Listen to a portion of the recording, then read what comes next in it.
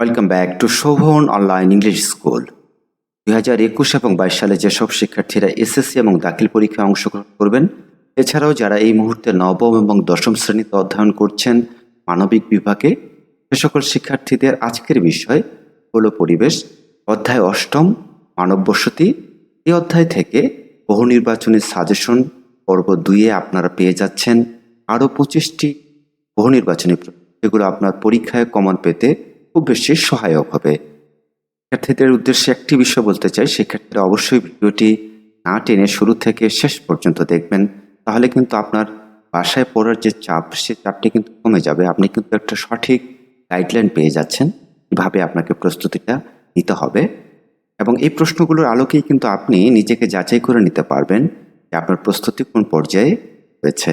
শিক্ষার্থীরা যারা বিগত দিনের ক্লাসগুলো আপনারা এখনো পাননি, প্লেলিস্টের সকল বিষয় অধ্যায়ের প্রশ্ন দেওয়া আছে, প্রয়োজনে দেখে নিন। আমরা সরাসরি চলে যাব আপনাদের প্রশ্নে, আর আপনাদের প্রশ্নগুলোতে কে কত পাচ্ছেন সেটা কিন্তু অবশ্যই জানাবেন সঠিক উত্তর করার পরে। এরা বরাবরের নেই আপনারা যেভাবে কমেন্টসে লিখতেন যে আপনাদের 25 কতটুকু হচ্ছে, আজকের এই দ্বিতীয় পর্বে আপনাদের কতটুকু কিন্তু অবশ্যই কমেন্ট সেকশনে জানিয়ে দেবেন। আজকে আমাদের 26 নম্বর থেকে শুরু হয়েছে, যেহেতু আমরা আজকে দ্বিতীয় পর্ব করছি, আমাদের কিন্তু একটা প্রথম পর্ব রয়েছে। যারা দেখেননি, বিগত প্রত্যেকটি অধ্যায়ের ক্লাস কিন্তু দেওয়া হয়েছে, আর আপনারা দেখে নেবেন আশা রাখি। আমরা 26 নম্বর প্রশ্নটি দেখে নেই। 26 নম্বর প্রশ্নটি, বিক্ষিপ্ত বসতির জন্ম দেয় জলাভাব, বনভূমি, অনুর্বর মাটি। আমাদের সঠিক উত্তর হবে নাম্বার এই তিনটেই। 27 নম্বর, যে শহর অর্থনৈতিক দিক দিয়ে যত উন্নত, তার লোক আকর্ষণ ক্ষমতা তত কম, তত বেশি, কোনোটি নয়। শিক্ষার্থীরা আমাদের সঠিক উত্তর হবে তত বেশি।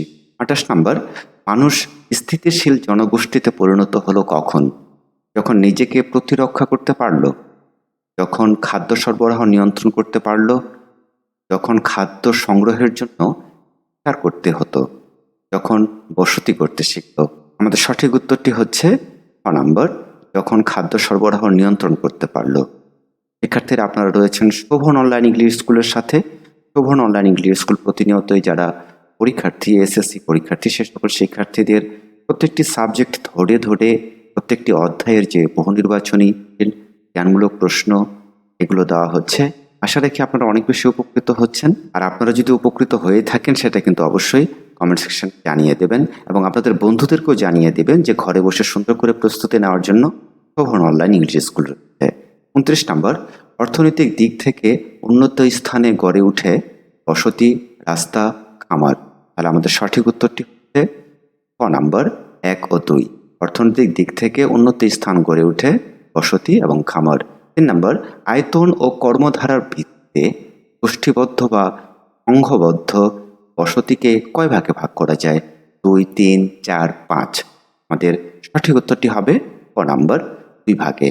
31 নম্বর, পশুচারণ এলাকায় সাধারণত কোন ধরনের বসতি দেখা যায়? ছড়ানো, পুঞ্জীভূত, ভূকেন্দ্রিক, সব কয়টি? আমাদের সঠিক উত্তর হবে ছড়ানো। 32 নম্বর, উর্বর মাটিতে কোন ধরনের জনবসতি গড়ে ওঠে? বিক্ষিপ্ত, পুঞ্জীভূত, বৃত্তাকার, সরলরৈখিক। আমাদের সঠিক উত্তরটি হবে নম্বর পুঞ্জীভূত। শিক্ষার্থীরা যারা এখনো শোভন অনলাইন ইংলিশ স্কুলকে সাবস্ক্রাইব করেননি, অবশ্যই সাবস্ক্রাইব করবেন। পাশে থাকা নোটিফিকেশন বেল আইকনটি প্রেস করে দিয়ে রাখবেন, যাতে পরবর্তী ভিডিও আপলোড করা মাত্রই আপনি পেয়ে যান সবার আগে। আর যারা আগে থেকে সাবস্ক্রাইব করে শোভন অনলাইন ইংলিশ সাপোর্ট করছেন, তাদের প্রতি অসংখ্য কৃতজ্ঞতা ও ভালোবাসা। 33 নম্বর প্রশ্নটি হচ্ছে, গ্রামীণ গোষ্ঠীবদ্ধ বসতির অর্থনৈতিক ভিত্তি হলো শিল্প, কৃষি, বাণিজ্য, কোনোটি নয়। আমাদের সঠিক উত্তর হবে নম্বর কৃষি। 34, আলেকজান্দ্রিয়া ও তাজিকিস্তানের সমতল ভূমিতে কোন নগরীর উৎপত্তি? সঠিক উত্তরটি হচ্ছে হরপ্পা, মহেঞ্জোদারো, সমরকন্দ, কোনোটি নয়। আমাদের সঠিক উত্তর হবে নম্বর সমরকন্দ। 35, নিচের কোনটি গোষ্ঠীবদ্ধ বা সংঘবদ্ধ বসতির বৈশিষ্ট্য? বাড়ি থেকে অন্য বাড়িতে দূরত্ব কম, বাসগৃহের একত্রে সমাবেশ, অকৃষিভিত্তিক কর্মকাণ্ড, কৃষিভিত্তিক কর্মকাণ্ড। আমাদের সঠিক উত্তরটি হবে অকৃষিভিত্তিক কর্মকাণ্ড। 36 নম্বর, মেয়াফিস ও থেবস নগরী কোন সময়ে উৎপত্তি হয়েছিল? খ্রিস্টপূর্ব 2500 অব্দে, খ্রিস্টপূর্ব 3000 অব্দে, খ্রিস্টপূর্ব 3500 অব্দে, খ্রিস্টপূর্ব 4000 অব্দে। শিক্ষার্থীরা আমাদের সঠিক উত্তরটি হবে খ্রিস্টপূর্ব 3000 অব্দে। বিগত দিনের ক্লাস যারা পাননি, এই ভিডিওর কমেন্টে পিন করে দেওয়া হয়েছে, মানে প্রথমে একটি কমেন্ট রয়েছে, সেই কমেন্টে কিন্তু দেখে নিতে পারেন আপনি আপনার বিগত দিনের সবগুলো ক্লাসের প্লেলিস্ট।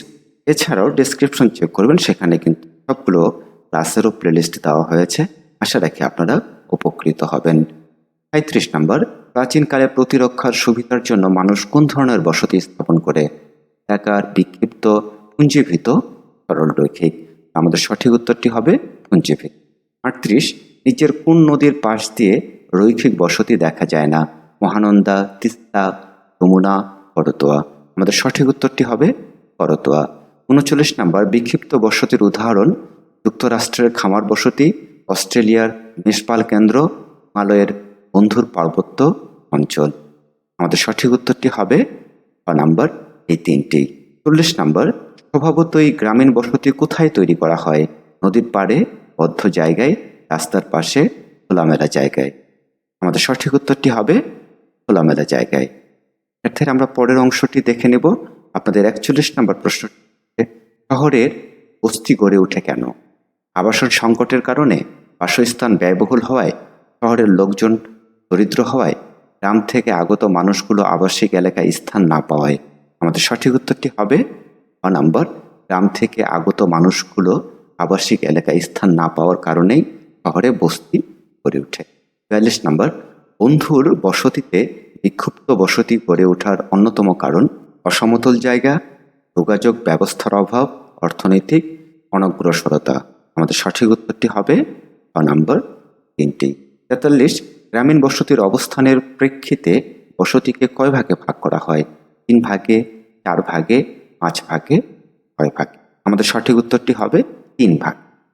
শিক্ষার্থীরা, আপনাদের জন্য একটা বিষয় জানিয়ে রাখতে চাই, শোভন অনলাইন ইংলিশ স্কুল যারা 2022 সালে এসএসসি পরীক্ষা দিবেন, শিক্ষার্থীদের জন্য কিন্তু ব্যাচ ভিত্তিক ইংরেজি প্রথম পত্র এবং দ্বিতীয় পত্রের ক্লাস নিচ্ছে।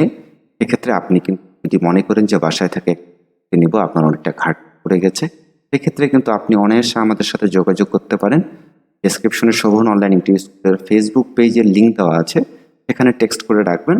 আমরা আপনাকে আমাদের গ্রুপে জয়েন করিয়ে নেব এবং সেই জুমে ক্লাসগুলো করতে পারবেন। এখানে উল্লেখ্য একটি বিষয়, যে এটা কিন্তু পেড ভার্সন, মানে যারা ক্লাসগুলো করবেন আপনাদের একটা ফি দিয়ে কোর্স অথবা মাসিক দিয়ে আপনাদের ক্লাসগুলো করতে হবে। শিক্ষার্থীরা, আশা রাখি যারা ইন্টারেস্টেড তারা অবশ্যই যোগাযোগ করবেন এবং আমাদের সাথে যুক্ত হয়ে আপনি কিন্তু আপনার প্রস্তুতি অনেক সুন্দর এবং সহজেই দিতে পারবেন। 44 নম্বর, গ্রামীণ বসতিতে পথঘাটের প্রাধান্য থাকে বেশি, খুব বেশি, কম, খুব কম। আমাদের সঠিক উত্তরটি হবে খুব কম। 45, গ্রামীণ বসতির শ্রেণী বিভাগ করা হয়েছে বসতির নির্মাণ সামগ্রীর ভিত্তিতে, বসতির অবস্থানের প্রেক্ষিতে, বাসগৃহসমূহের পরস্পরের ব্যবধানের। তাহলে আমাদের সঠিক উত্তর হবে নাম্বার, বসতির নির্মাণ সামগ্রীর ভিত্তিতে ও বাসগৃহসমূহের পরস্পরের ব্যবধানের ভিত্তিতে।